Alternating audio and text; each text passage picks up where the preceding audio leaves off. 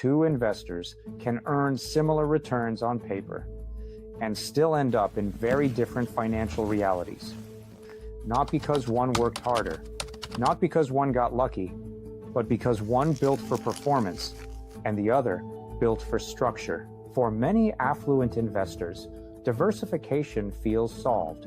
There's a little large cap, a little international, some fixed income, maybe a few funds layered in for balance.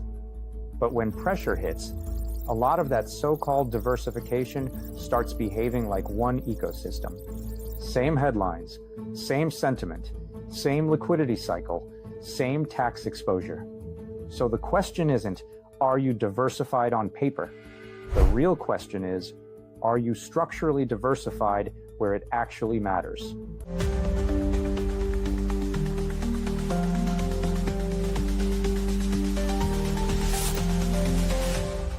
Most investors are trained to ask one question: what return did I get?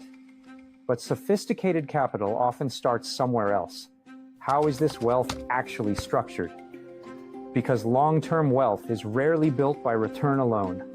It's built by what you keep, what you control, what compounds efficiently, and how your capital is positioned across different environments. That's the structural wealth gap. Some investors focus only on performance. Others focus on architecture. And over time, architecture quietly wins. This is where alternatives begin to change the conversation. Not because every alternative magically outperforms, and not because every strategy fits every investor, but because many alternative structures can introduce features public markets often don't: different income profiles, different correlation behavior, and in some cases, tax characteristics that may materially affect net outcomes. That means the real conversation shifts from gross return to after-tax, after-friction, real-world compounding. And for affluent investors, that distinction can be enormous. High earners often discover they're not losing only to taxes. They're losing to portfolio design that was never built with taxes in mind. Here's the irony. Many successful investors plateau precisely when they look the most financially established. Income rises, net worth rises, tax burden rises, but portfolio structure often stays surprisingly familiar.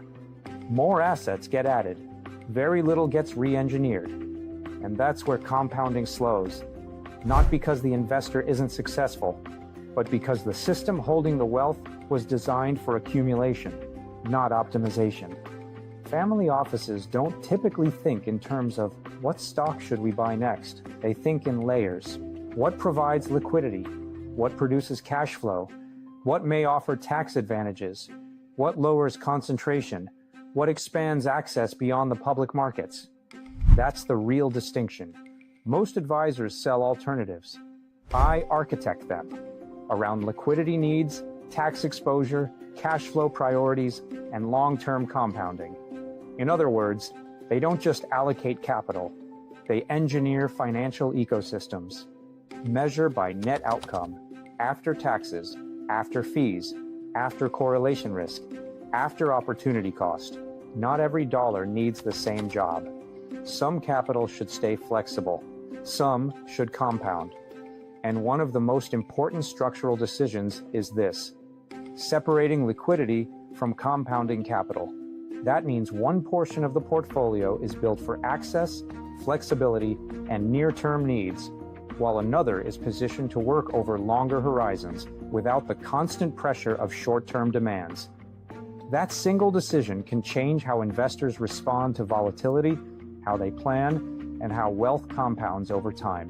That may include alternatives selected for diversification, tax treatment, cash flow characteristics, or exposure to opportunities not always available in traditional public portfolios. If you're an accredited investor and you've built meaningful wealth, but feel like your portfolio may be working harder than it needs to, this is the moment to look beyond returns and examine structure. Because sometimes the next level of compounding doesn't come from finding the next great headline investment.